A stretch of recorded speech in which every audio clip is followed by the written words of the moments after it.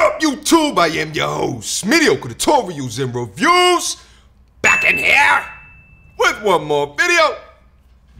All right, guys, listen. We're going to have some fun here today, all right?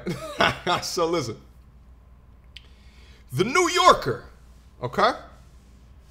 Relatively popular magazine, I guess. You know, when you say relatively popular and then magazine in the same sentence, it's like, you know, that's an oxymoron. Mediocre, yeah, I am. But, you know, they're digital as well, so it is what it is. The December 7th edition of The New Yorker was just released, and the cover of it is very interesting. It's an art piece. Now, for OG members of the channel, you guys already know, during those long-ass live streams that I used to do, we used to go over art all of the time and talk about it in terms of what does it mean, the context behind it, what does it mean about our culture. And I wanted to do that for you guys here today. Let me get the cover up for you. All right, so here is the image right here, and let me bring this up just so you can see the entire thing. So the New Yorker, here's this entire monstrosity. Look at this. Look at this dirty lady. Look at this dirty lady. All right, so let's get into the assessment. And what I'm probably gonna do is gonna start from the top down. So we'll go from the top down, but I wanna look at her first. The first thing that I wanted to call out is she's extremely racially ambiguous. She's a member of the melanated community for sure, but yeah, you can't tell what she is. She could be anything from Latina to African American. She could be Asian. You know, she could be actually Indian too. I see a couple of Indian girls that actually look very much like her, but you can't tell, and I think that's for good reason. From a content creator's perspective, they're trying to make it as large of an audience that can identify with this. Okay, that's the first thing that I wanted to call out. But let's start to go from the top down and just take a look at what they have here. Now, the first thing that I wanted to call out, I was trying to figure out what this thing is up here, and apparently it's a rice cooker. So that's the first thing that I wanted to call out, okay, mama, because the lady in the art piece, she looks about 25, maybe as high as 35 or something like that. Okay, if I know how to cook rice, you should know how to cook rice. And this is coming from someone like you know, for those that don't know, my pops raised me from the ages of like 7 years old on, single parent household. My dad cannot cook at all.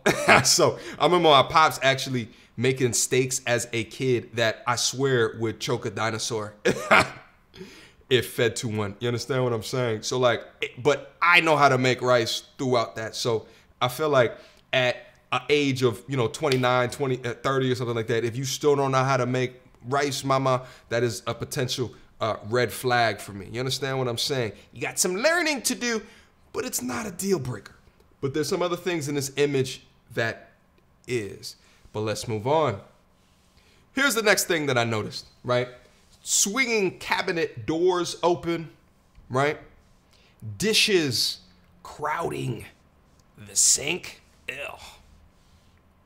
Okay. Wine bottles. Cereal box that's open. Multiple wine bottles too, but that's not that much of a deal breaker. But then cereal box that's open. So cereal box, dirty dishes, cabinets open. I'm already starting to get a picture into who you are as a person. All right, we talk about it on the channel all the time, identifying red flags, and I think hygiene or cleanliness is a clear and present red flag. Why is that? I think people that are unable to readily assess how clean or hygienic that they are or that their space is naturally let in more toxic situations into their livelihood. You attract what you are. If you are someone who doesn't look after your things or care for your things, then you are more than likely someone who doesn't look after yourself or cares for yourself. Okay? So if I see an apartment like this, especially, we didn't even get to the bottom yet. We got to talk about the bottom of this image, because at the bottom of this, oh, you're doing some nasty things over here, lady. You're doing some nasty things.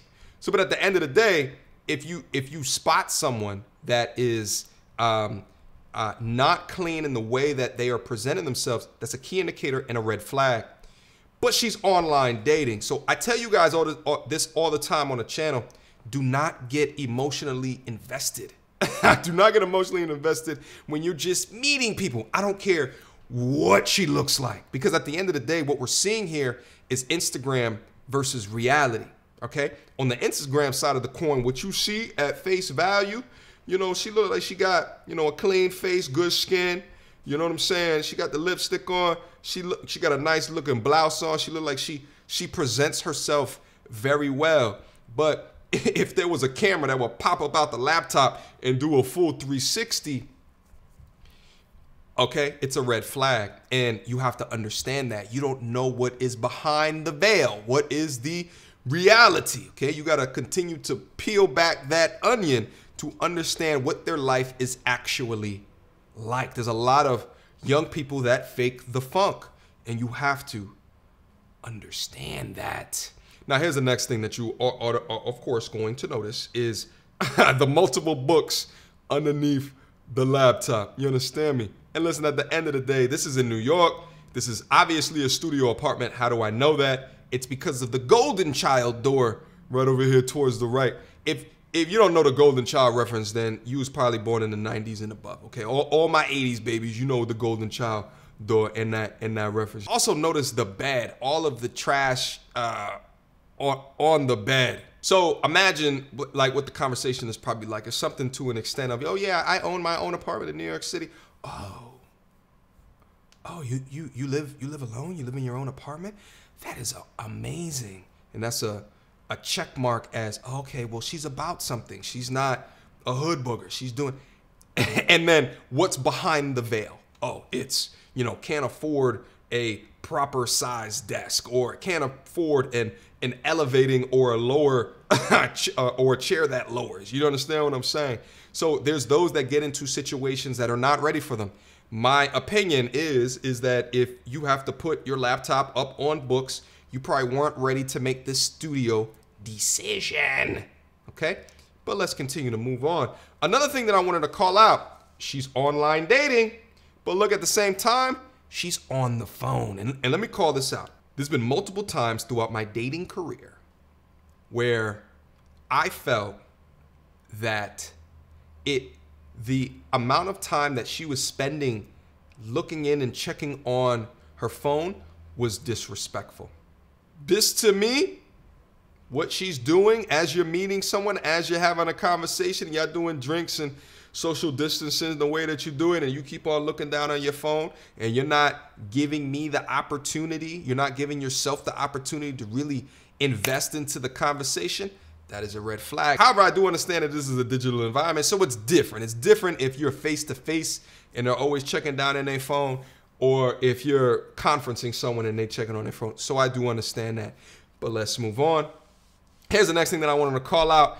Look at the Chinese food box on the side with the chopsticks still in it, open for the bacterium to get in there and just sit down in the noodles, okay? Listen, she's a dirty lady.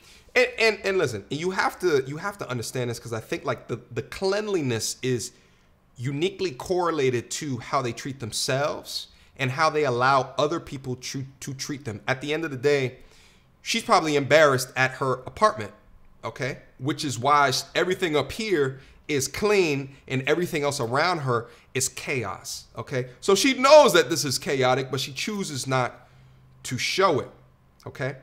But what I say, if they allow their hygiene or their cleanliness to be chaotic, then more than likely it is heavily correlated from my experiences that their life is chaotic. Take notes, okay? What's another thing that I noticed? She's got some pills, all right?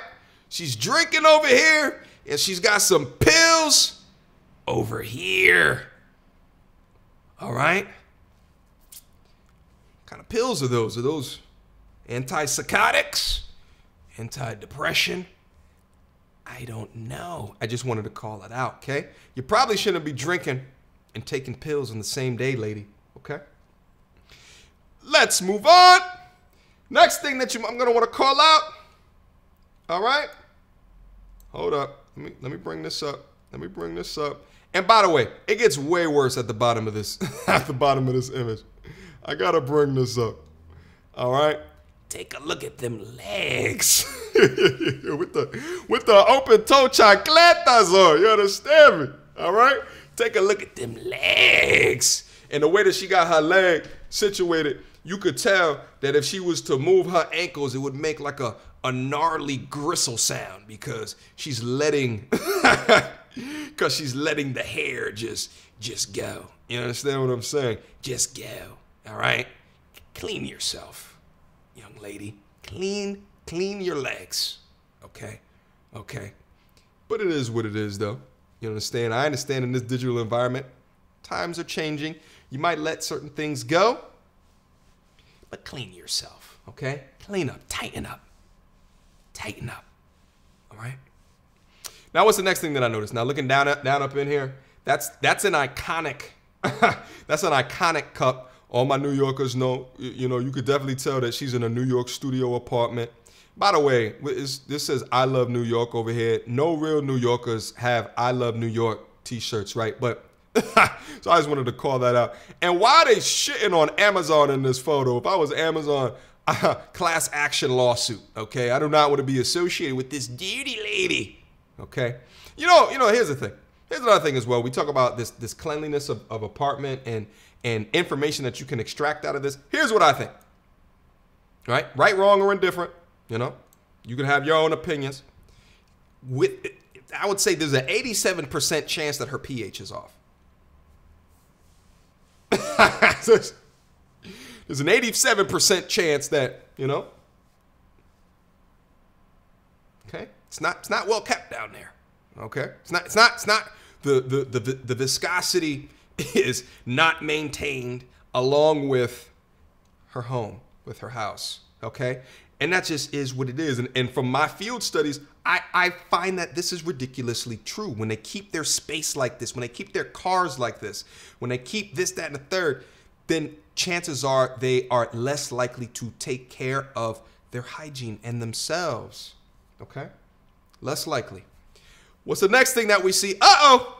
Future cat lady. Well, she's a cat lady right now, technically. She's got not one, but two cats. All right?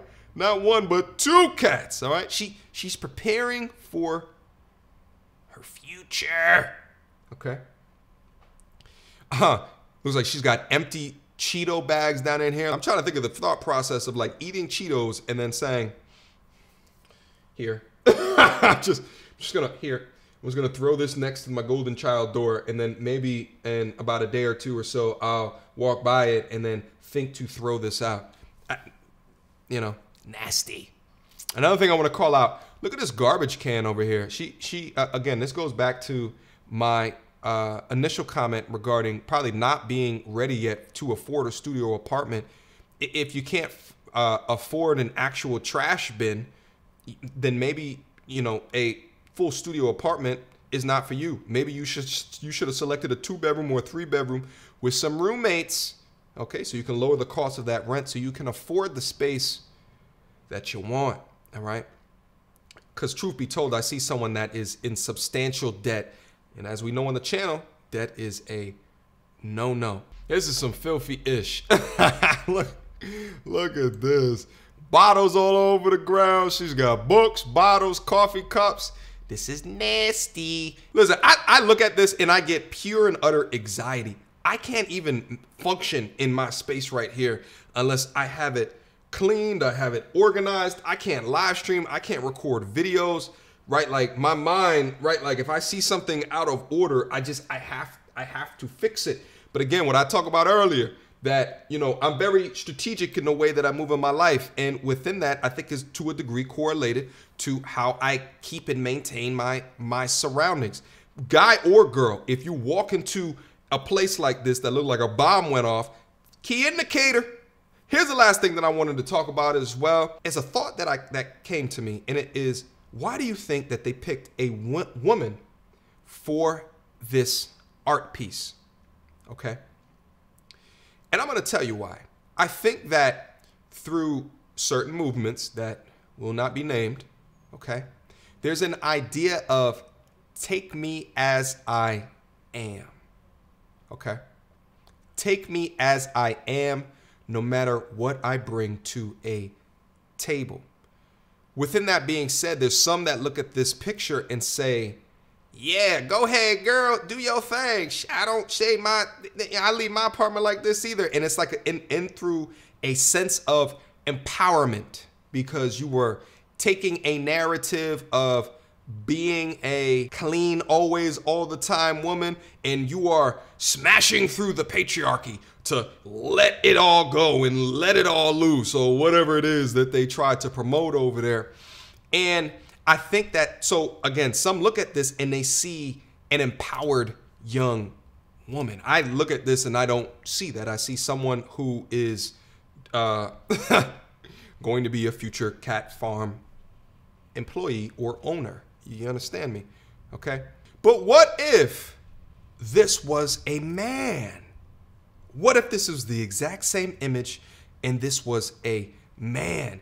I can tell you right now, it would be interpreted completely different. It would be interpreted how I'm interpreting this, but from a man's perspective. Essentially, there's no empowerment for men to live like this. In fact, they are devalued and told they are not worthy, or that they are unmarriageable. They'll probably be over here, and it maybe instead of online dating, they would have them down in there with like a video games or something like that, and they'll call him things like man child or whatever BS or what have you. But I think that the power of the art is understanding the context in which the artist meant for it to be displayed, and then also interpreting the cultural implications as to why certain things were chosen in the particular piece.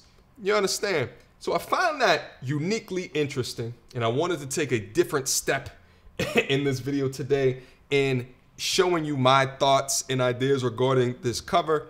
All in all, I think it actually paints a very good picture of some of the realities that we face in this pandemic society today. Okay? So there it is. Questions, comments, concerns?